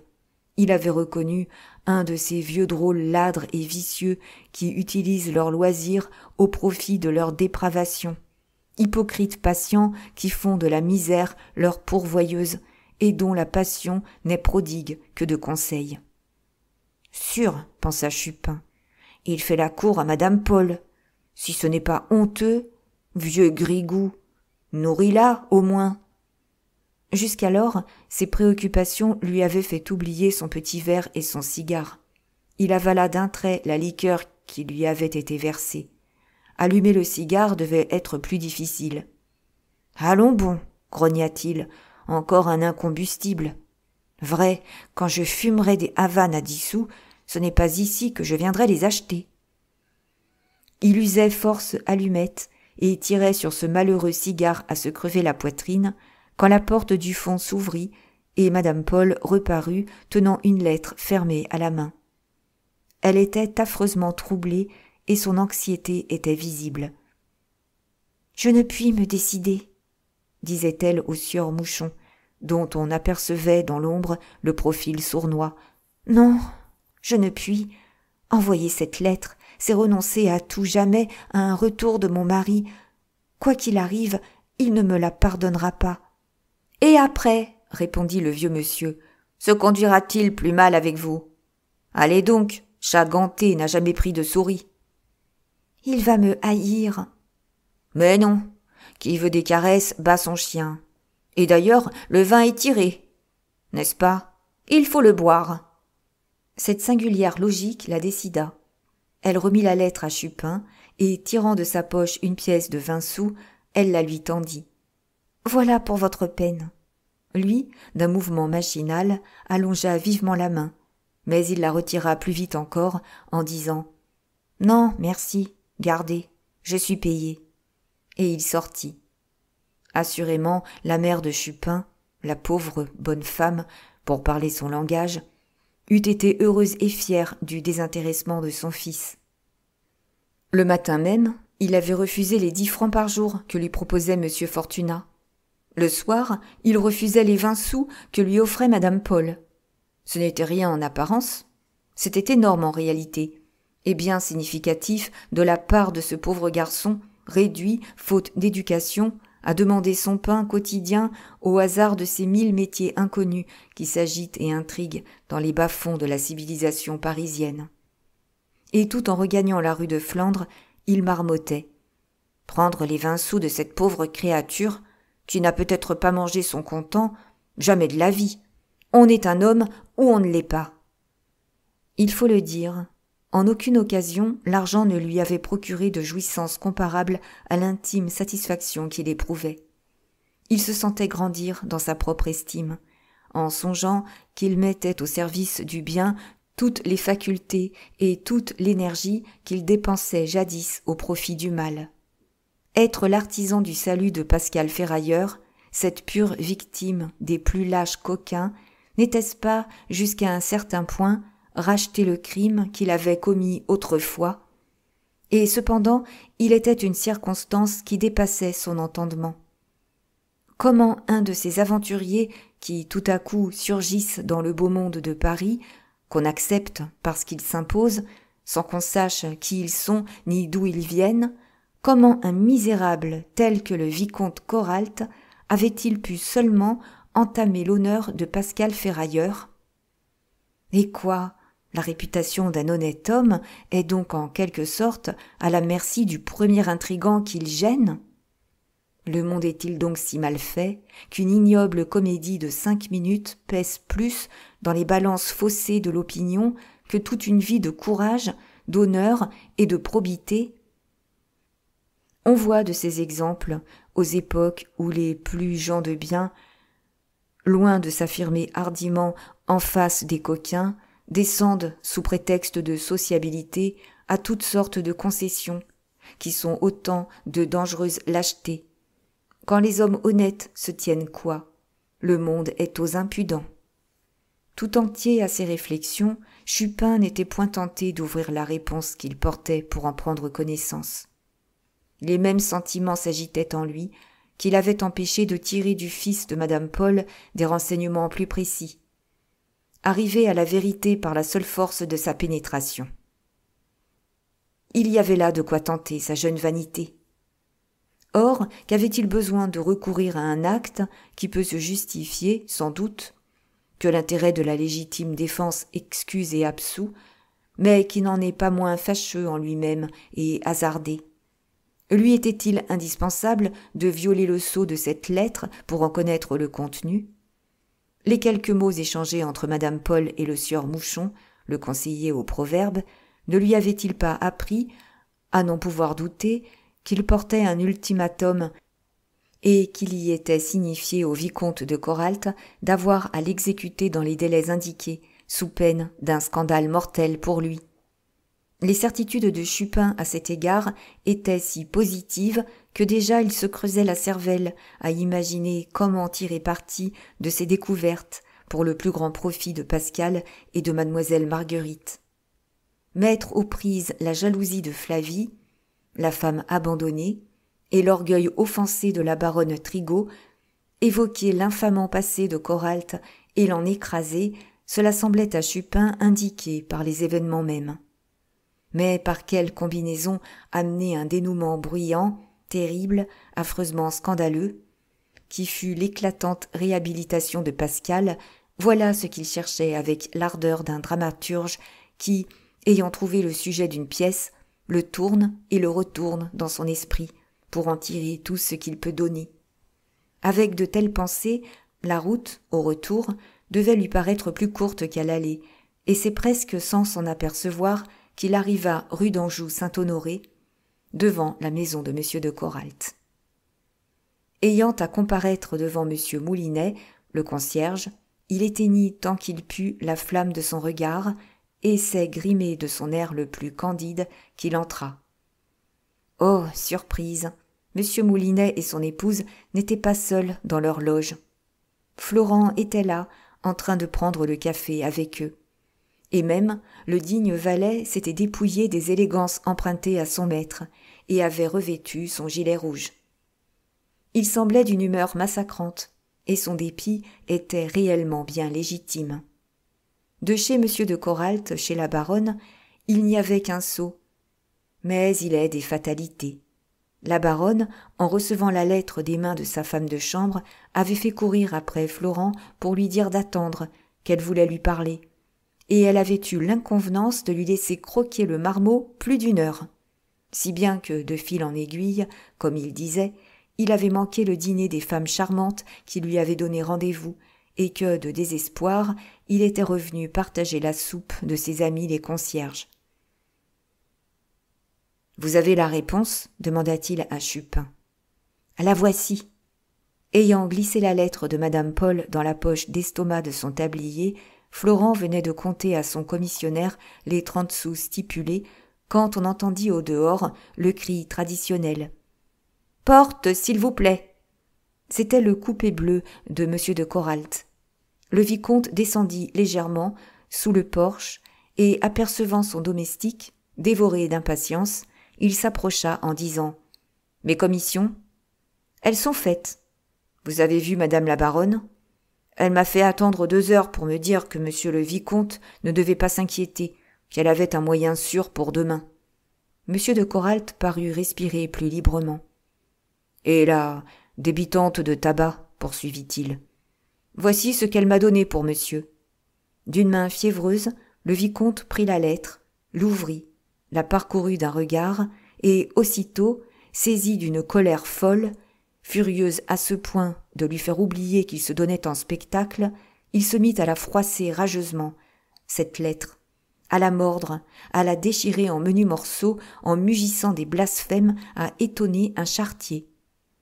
Puis, soudain, la conscience de son imprudence lui revenant, il se maîtrisa et éclata de rire, d'un rire forcé, en disant « Ah, les femmes ! Les coquines ! Elles vous feraient perdre la tête !» Et, jugeant l'explication suffisante, « Venez me déshabiller, dit-il à Florent. Il faut que je sorte de bonne heure demain. » Cet ordre ne devait pas être perdu pour Chupin, et dès 7 heures le lendemain, il montait la garde devant la porte de M. de Coralt. Et ainsi, pendant la journée du lundi, il put le suivre chez M. de Valorcet, puis chez un homme d'affaires, puis chez M. Wilkie, chez la baronne Trigault dans l'après-midi, et enfin, le soir, chez Madame d'Argelès. Là, mêlé aux domestiques, empressé à ouvrir les portières des voitures qui s'arrêtaient devant l'hôtel, il recueillit quelque chose de l'affreuse scène qui venait d'avoir lieu entre la mère et le fils. Il vit sortir M. Wilkie, les vêtements en désordre, puis le vicomte de Coralt, dont il reprit la trace, et qu'il vit courir chez le marquis de Valorcet d'abord, puis, une fois encore, chez M. Wilkie, où il resta presque jusqu'au jour. De la sorte, quand le lendemain, mardi, sur les 2 heures, il se présenta chez M. Fortunat, Chupin tenait presque tous les fils, croyait-il, des honteuses intrigues que menait de front le vicomte. Le dénicheur d'héritage savait son employé intelligent, mais non tant que cela, certainement, et ce n'est pas sans une secrète envie qu'il écouta le rapport circonstancié et parfaitement clair qu'il lui fit. « C'est que j'ai été moins heureux que vous, » lui dit-il, quand il eut terminé. Mais il n'eut pas le temps de dire en quoi ni comment. Juste comme il commençait, madame d'Audelin parut, annonçant que la jeune dame que monsieur attendait était là. « Faites entrer !» s'écria monsieur Fortunat en se levant vivement. « Qu'elle entre !» Pour s'échapper de chez monsieur de Fondège et accourir au rendez-vous qu'elle avait donné à monsieur Fortunat, mademoiselle Marguerite n'avait pas eu besoin de mentir, ni même de chercher des prétextes. Dès le matin, le général avait décampé pour essayer ses chevaux et ses voitures, et il avait annoncé qu'il déjeunerait à son cercle. À l'issue du déjeuner, madame de Fondège, que ses couturières et son tapissier réclamaient, s'était pareillement envolée, en prévenant qu'elle ne serait pas de retour avant l'heure du dîner. Enfin, sur les midis, madame Léon s'était tout à coup rappelé que sa noble famille la réclamait impérieusement.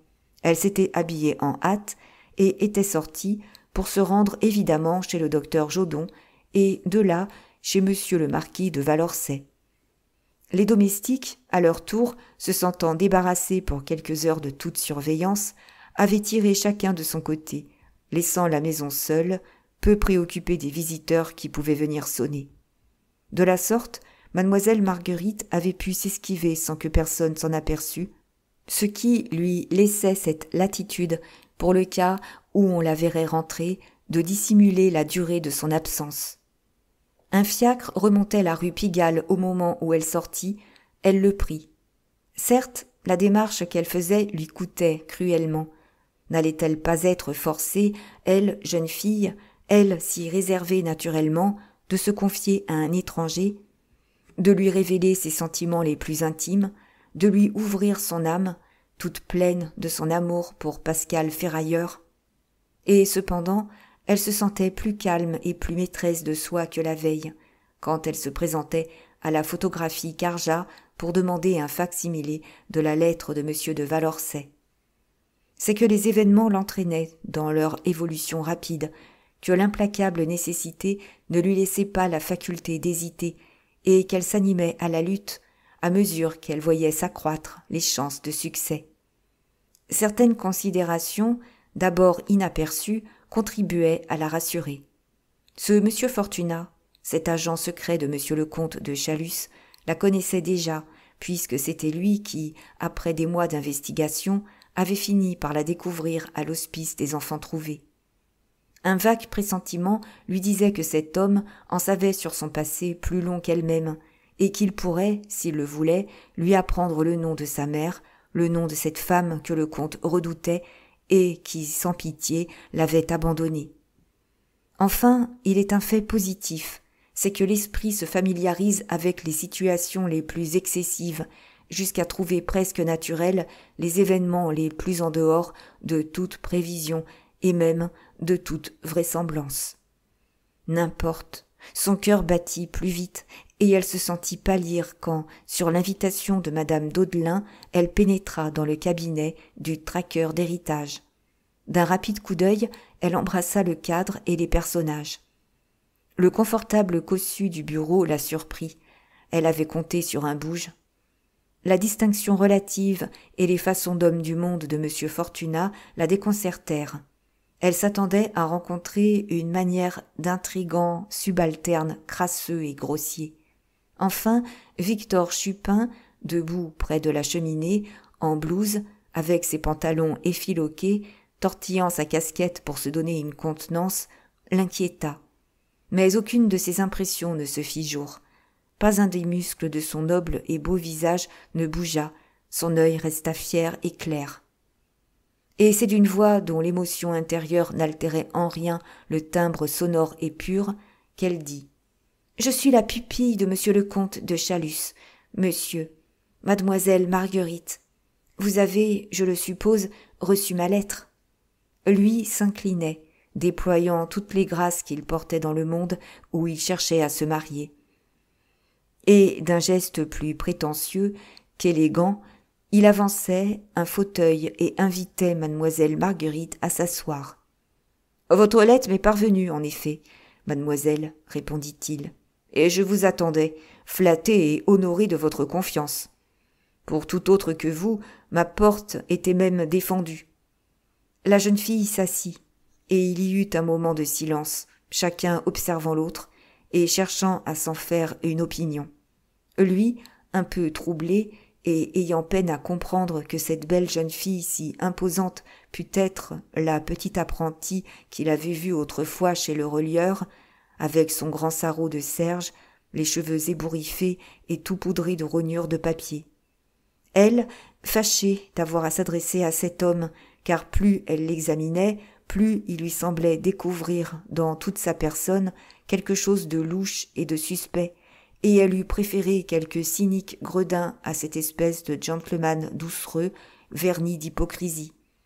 Ce qu'elle attendait, avant de rien dire, c'était que M. Fortunat congédiât ce jeune garçon en blouse dont elle ne s'expliquait pas la présence, et qui, pétrifié par une sorte d'extase muette, attachait obstinément sur elle des yeux où se peignait un ébahissement énorme et la plus vive admiration.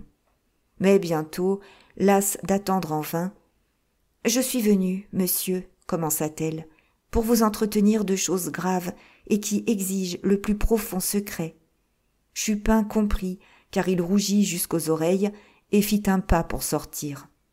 D'un geste cordial, son patron le retint. « Restez, Victor. » Et se retournant vers mademoiselle Marguerite, « Vous n'avez rien à craindre de la discrétion de ce brave garçon, mademoiselle, » prononça-t-il. « J'ai dû le mettre au courant de tout, et déjà il s'est employé fort activement, et non sans d'heureux résultats, à votre service. »« Je ne vous comprends pas, monsieur, » balbutia la jeune fille. Le plus agréable sourire voltigeait sur les lèvres du dénicheur d'héritiers. « C'est que je me suis déjà occupé de vous, mademoiselle, » dit-il. « 1 heure après la réception de votre lettre, j'étais déjà en campagne. »« Cependant, je ne vous disais rien. »« De ce que vous attendiez de moi, c'est vrai. Mais je me suis permis de le soupçonner. »« Ah ?» ?»« C'est ainsi. J'ai cru deviner que vous comptez sur mon expérience, sur mes faibles talents, pour réhabiliter un innocent odieusement calomnié, M. Pascal Ferrailleur, avocat. » Elle se dressa tout d'une pièce, et véritablement bouleversée et effrayée. « Comment savez-vous cela ?» s'écria-t-elle. M. Fortunat avait quitté son fauteuil, et, debout, adossé à la cheminée, dans la pose qu'il estimait lui être la plus avantageuse, le pouce dans l'entournure de son gilet, d'un ton de prestidigitateur expliquant ses merveilles, il répondit « Eh, mon Dieu, rien de si simple.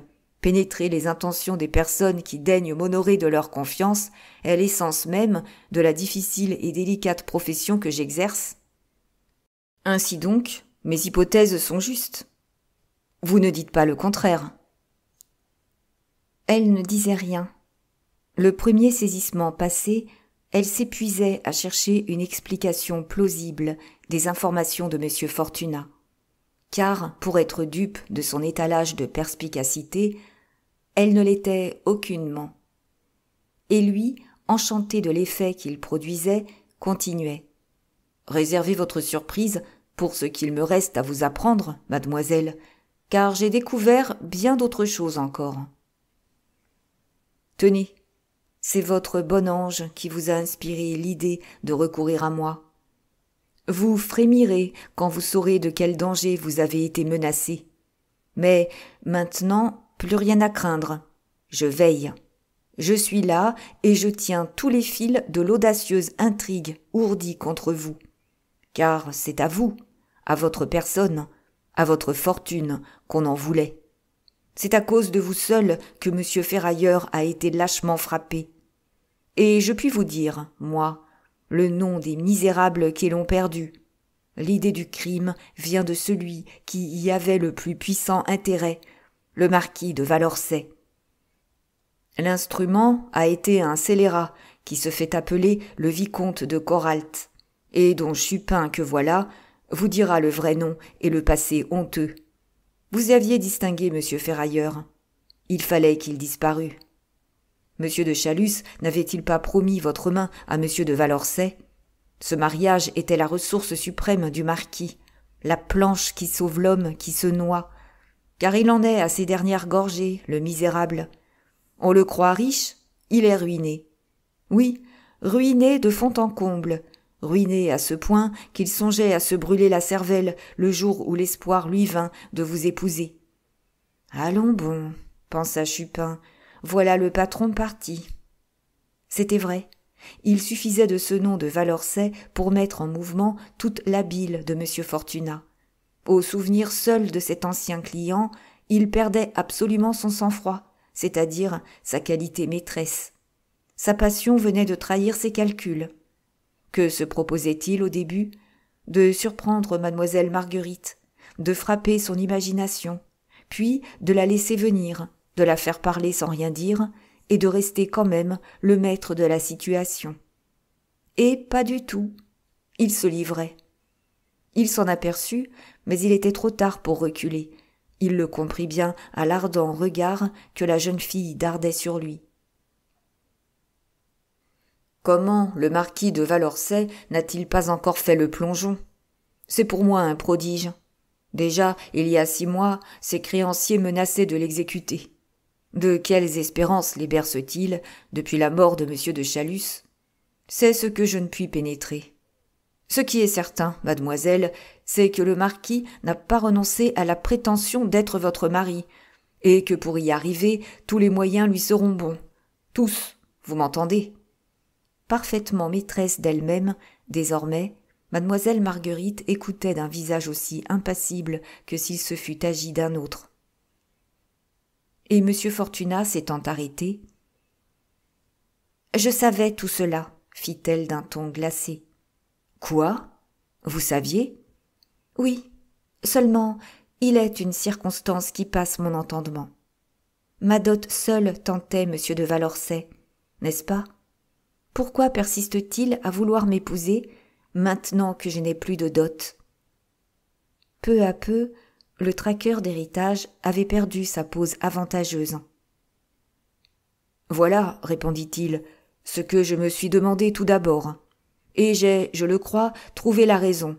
Oui, je parierais que le marquis a entre les mains une lettre de feu M. de Chalus, un acte, un testament, une pièce quelconque, enfin, établissant votre naissance, et par suite vos droits à la succession. » « Et ces droits, il les ferait valoir s'il était mon mari ? » ?»« Naturellement. » De même que M. Fortunat, le vieux juge de paix n'avait trouvé que cette explication plausible de la conduite de M. de Valorcey. Mais mademoiselle Marguerite se garda bien d'en rien dire. Payée pour être défiante, elle n'était pas sans s'inquiéter du grand intérêt que paraissait lui porter cet homme. Cela ne dissimulait-il pas quelques pièges ? Et elle prenait la résolution, que lui n'avait pas su tenir, de le laisser parler et de taire tout ce qu'elle savait.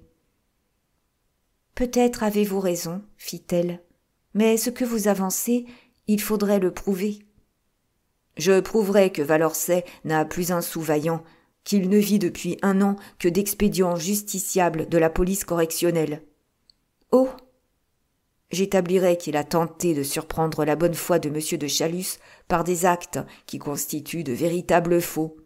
Je démontrerai son entente avec M. de Coralt pour perdre M. Ferrailleur. Ne sera-ce pas quelque chose, mademoiselle ? Elle souriait d'une façon vraiment irritante pour la vanité du chasseur d'héritage, et d'un ton d'indulgente incrédulité. « On dit ces choses-là, murmura-t-elle. « Et on les fait, reprit vivement M. Fortunat. Quand je promets, moi, c'est que j'ai les moyens de tenir. On devrait se défendre de toucher une plume quand on médite un mauvais coup. Assurément, personne n'est assez bête pour écrire tout au long le détail de son infamie. Mais on n'est pas toujours sur le qui-vive. On lâche un mot dans une lettre, une phrase dans une autre, une allusion dans une 3e.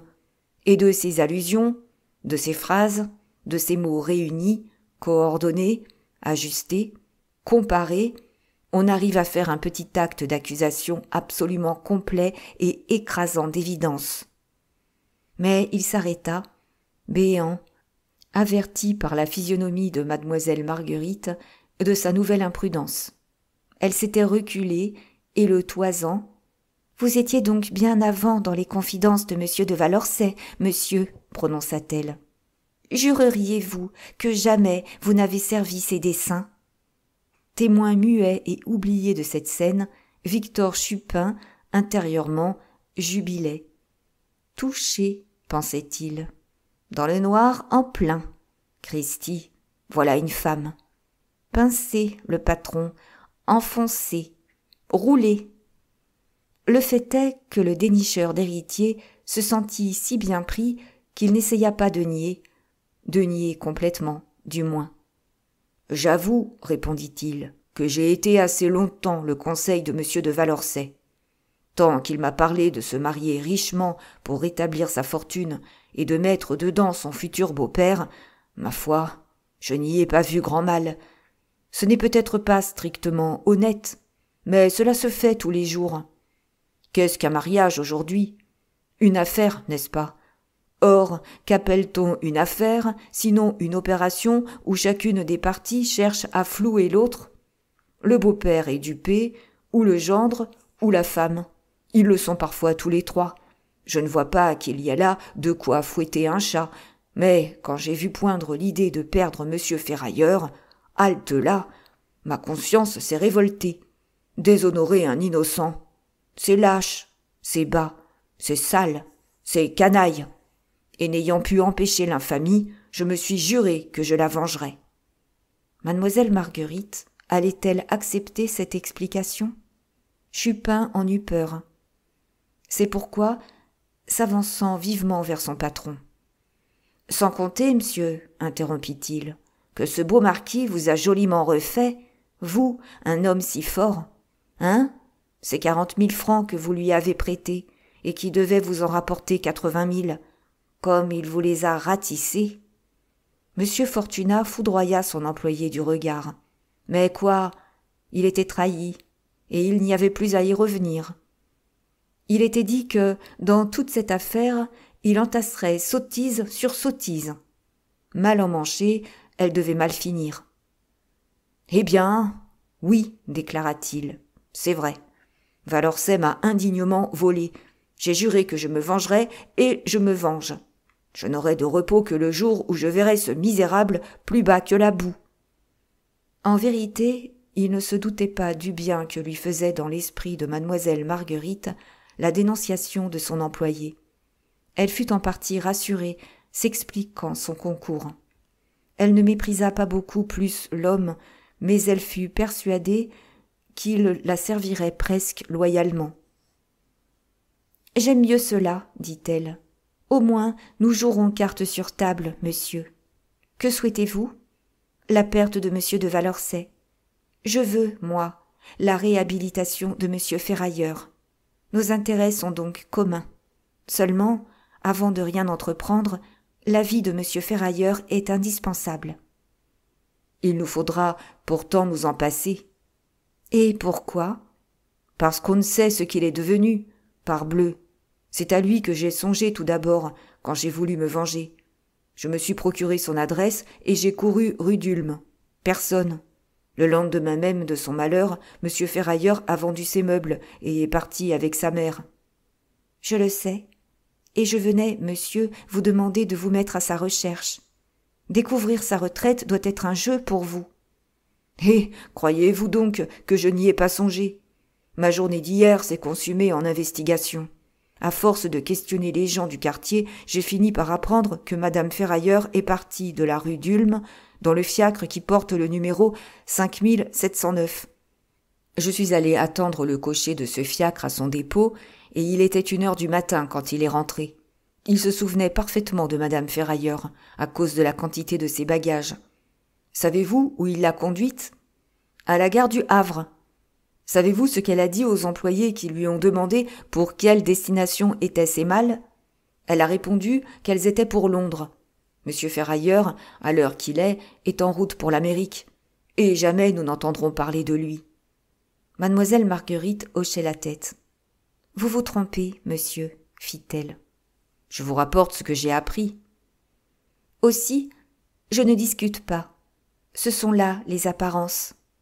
Mais j'ai mieux que des apparences, moi. J'ai la connaissance profonde du caractère de monsieur Ferrailleur. Un homme comme lui ne se laisse pas écraser par une calomnie infâme. Il peut sembler fuir, disparaître, se cacher pour un temps, mais c'est afin de mieux assurer la vengeance. Quoi, Pascal, l'énergie même, l'incarnation de la volonté, renoncerait lâchement à son honneur, à la femme qu'il aime et à son avenir? Il n'y avait de lui qu'une chose à redouter, un coup de pistolet. S'il ne s'est pas tué, c'est qu'il espère. Il n'a pas quitté Paris, je le sens, j'en suis sûre. Tout cela ne persuadait pas M. Fortunat, c'était selon lui du sentiment.